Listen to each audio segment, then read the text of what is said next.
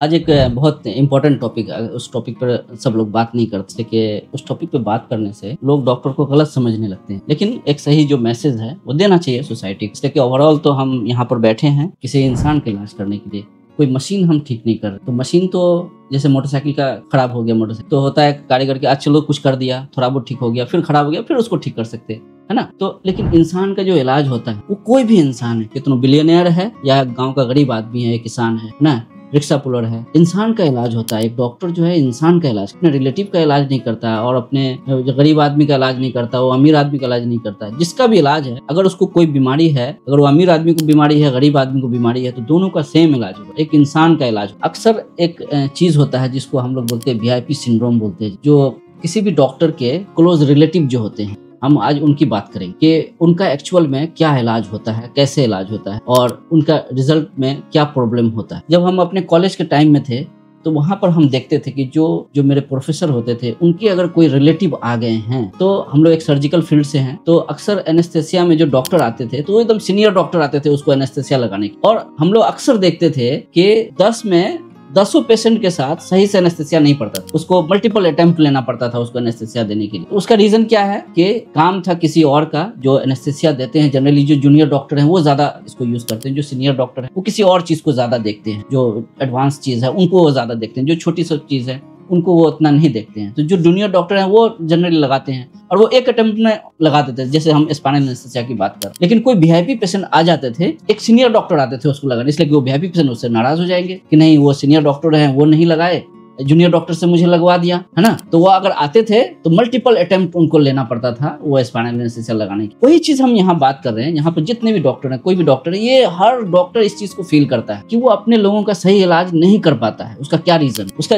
Reason एक चीज है कि जब वो पेशेंट आते हैं, एक चीज है कि जिस तरह हम पेशेंट को देखते हैं, जिस तरह एग्रेसिव तरीके से हम उसको एग्जामिन करते हैं, उसका इन्वेस्टिगेशन कराते हैं, फिर प्रॉपर तरीके से उसका डायग्नोसिस बनाते हैं, फिर जो एडवाइस उनको दिया जाता है, हम इंश्योर करते हैं कि एक एक एडवाइस को वो पेशेंट माने फुलफिल। उसको पूरी जो एक्सरसाइज है, जैसे हम ऑर्थोपेडिक्स के रिलेटेड है, कुछ मेडिसिन है लेकिन एक्सरसाइज भी है, कहीं कहीं पर सर्जरी भी होता है। तो जो प्रोटोकॉल है, जो एक तरीका है इलाज करने का, वो पेशेंट पूरी बात मानता है, मेरा एक एक चीज मानता है। अगर दूसरे विजिट में वो आया है तो हम इंश्योर करते हैं कि हमने जो पहले जो चीज एडवाइस किया उनको, ये हर बात मेरी मान रहा है कि नहीं मान रहा है, जो एक्सरसाइज बताया गया प्रॉपर तरीके से एक्सरसाइज कर रहे हैं कि नहीं कर रहे। लेकिन जो VIP लोग आते हैं, एक तो जब वो आते हैं तो हम लोग उसको उसी तरीके से देखते हैं जैसे दूसरे पेशेंट को देखा जाता है। लेकिन अक्सर वो जो होते हैं वो पूरी बात नहीं मानते। अब मेडिसिन लिखा गया तो नहीं, ये मेडिसिन का तो ऐसे साइड इफेक्ट होता है, ये होता है, तो वो डॉक्टर को भी पता है कि वो मेडिसिन का साइड इफेक्ट होता है, लेकिन फिर भी उन्होंने दिया है। आप तो पढ़ करके नहीं आए हैं, वो तो उतना दिन पढ़े हैं, क्यों दिया गया? वो तो आप तो ऐसे ही, आप उनके रिलेटिव हैं, उनके जानने वाले हैं,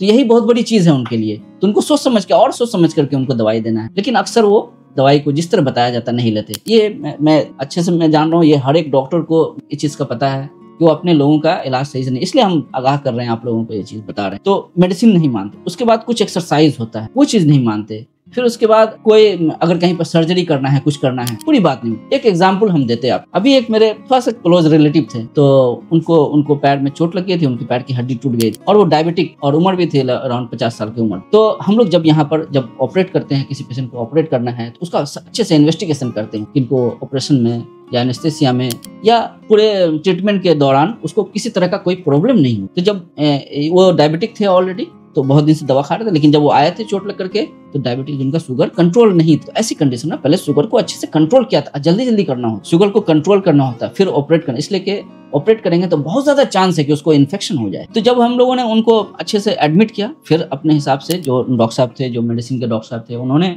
उनको इंसुलिन शुरू किया। तो जितना इंसुलिन बताया गया तो पूरा इंसुलिन वो ले रहे। जैसे ही हमने जब कंट्रोल हो गया शुगर, तो फिर हम लोगों ने उनको ऑपरेट किया। जैसे ही ऑपरेट किया, ऑपरेशन के बाद वो मेरी बात कुछ भी नहीं मान, लेकिन वो मेरी बात नहीं मान रहे थे। तो 4-5 दिन के बाद मैंने एक वीडियो भी बनाया उनके लिए कि ये मेरी बात नहीं मान रहे हैं, इनको आगे चल के इन्फेक्शन हो सकता है।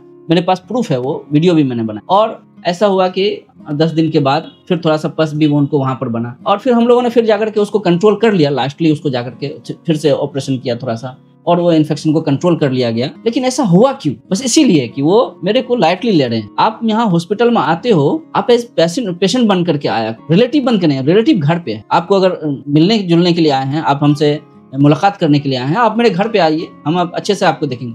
ये मैं सब डॉक्टर के लिए बता रहा हूँ। हर डॉक्टर के साथ, जिसके भी आप रिलेटिव हैं, आप डॉक्टर के पास जाइए, आप अपने इलाज के मकसद से जाइए उनके वहाँ पे वही मेंटेलिटी होना चाहिए उनका, और डॉक्टर का भी वही मेंटेलिटी होना चाहिए कि हमको इस पेशेंट, अभी ये पेशेंट के लिए आए हैं, हमको ये पेशेंट की तरह इनको इलाज, तो उनको हम कोई चीज क्यों बताया कि अब ये दूसरे पेशेंट रहते, मैंने उसको टाइट करके थोड़ा सा ये करते, वो मुझे लाइटली ले रहे हैं, मेरी बात नहीं मान रहे हैं, क्या हुआ, उनको इन्फेक्शन होगी। इसी तरह एक मिसाल है, अक्सर होता रहता है ये चीज। मैं इतना, हम ये वीडियो क्यों बनाने की जरूरत सर, बहुत, अब हम लोग आपस में मिलते हैं, कोई डॉक्टर वो भी बताते रहते हैं कि मेरे साथ भी ऐसा होता है, सबके साथ, सब लोग जानते हैं ये चीज कि अपने लोगों का वो सही इलाज नहीं कर पाते हैं। उसका रीजन, सोल रीजन यही है कि वो उसको लाइटली लेते हैं, जो चीज एडवाइस किया जाता है नहीं बताते। जब आप मेरे जानने वाले हैं तब तो हम आपको और अच्छे से देखेंगे ना, और अच्छे से ना एडवाइस करेंगे कि अरे इनको आगे चल के एकदम दिक्कत नहीं हो रहा। और मेरे लिए तो, हमारे लिए, कोई भी डॉक्टर के लिए सब इक्वल होते हैं, सब पेशेंट, कोई पैसे वाले हैं नहीं है, रिलेटिव हैं क्या है नहीं है, सब मेरे लिए इक्वल है, और किसी भी डॉक्टर के लिए वो इक्वल ही होता है, उसको एडवाइस। लेकिन हम ये आपको सलाह देंगे कि जब भी आप जाते हैं किसी डॉक्टर के पास, पेशेंट बन करके जाया कीजिए, एक रिश्तेदार बन करके मत आइए, नहीं तो हम आपको अच्छा रिजल्ट नहीं दे पाएंगे, कोई नहीं दे पाएगा, कितने अच्छे डॉक्टर है नहीं दे पाएंगे वो अच्छे रिजल्ट, वो भी आपको बताएंगे, आप उनसे डिस्कस करो, वो भी बोलेंगे। आप इस चीज को समझना, समझा कीजिए इस चीज को, उससे डॉक्टर की भी शिकायत होती है, और उनके वो जो हमारे रिलेटिव हैं, तो अब उनके जो रिलेटिव होंगे सब हमको जान रहे हैं, सब उनको जान रहे हैं, जो वो डॉक्टर को जान रहे हैं, तो वो कहीं पर कोई बात बोलेंगे तो सब लोग जान रहे हैं उसको, तो उसका नाम खराब होता है, और वो उनका कॉन्फिडेंस लेवल भी बहुत डाउन हो जाता है। जितना अच्छा काम कर सकते हैं वो नहीं कर पाएंगे, अवॉइड करेंगे, वो अवॉइड करेंगे कि हम अपने लोगों को नहीं करें सही से इलाज। मैं ये चीज बना रहा हूँ, मुझे पता है कि इससे थोड़ा सा क्रिटिसाइज होंगे हम इससे, लेकिन ये इंपॉर्टेंट चीज है ताकि हम अपने लोगों को ज्यादा खुश रख सकें, ज्यादा अच्छे से इलाज कर सकें, ज्यादा हैप्पी रख सकें, और दूसरे प्रॉब्लम से उनको बचा सकें। इस चीज को समझिए, एक डॉक्टर की जो मजबूरी होती है उस चीज को समझिए, जो एडवाइस किया जाता है प्रॉपर तरीके से उनकी एडवाइस को मानना चाहिए, इसलिए कि वो पढ़ के आए हैं, क्यों एडवाइस कर रहे हैं, क्या रीजन है। 2 घंटे में तो, 1 घंटे में तो आपको वो चीज, 10 मिनट में वो चीज नहीं समझा सकते कि हम मेडिसिन क्यों लिख रहे हैं, इसका क्या साइड, उनको भी पता है कि इसका साइड इफेक्ट है, लेकिन क्यों दे रहे हैं, थोड़ा सा नुकसान सह करके आपको क्यों दिया जा रहा है दवाई, ये चीज समझने के लिए आपको भी डॉक्टर बनना पड़ेगा, तब वो चीज समझ में आए। कोई डॉक्टर नहीं चाहता कि हमारे वजह से किसी पेशेंट को कोई नुकसान हो। यकीन करना चाहिए, डॉक्टर पर फेथ रखना चाहिए। होप कि आप मेरी बात को समझ रहे होंगे, इसको गलत तरीके से नहीं ले रहे होंगे। अगर अच्छे तरीके से लेंगे, पॉजिटिवली लेंगे, तो होप कि आपको बहुत बेनिफिट होगा इससे। ये बहुत इंपॉर्टेंट टॉपिक है, और मुझे भी डर है कि आप इसको गलत तरीके से ले सकते हैं, लेकिन इसको अच्छे तरीके से लिए, सही मेंटेलिटी के साथ लीजिए, और हम आपको चाहते हैं कि आपका अच्छा इलाज करें, आपको सही करें, आगे चल करके आपको कोई प्रॉब्लम नहीं हो, है ना। तो ओके, खुदा हाफिज।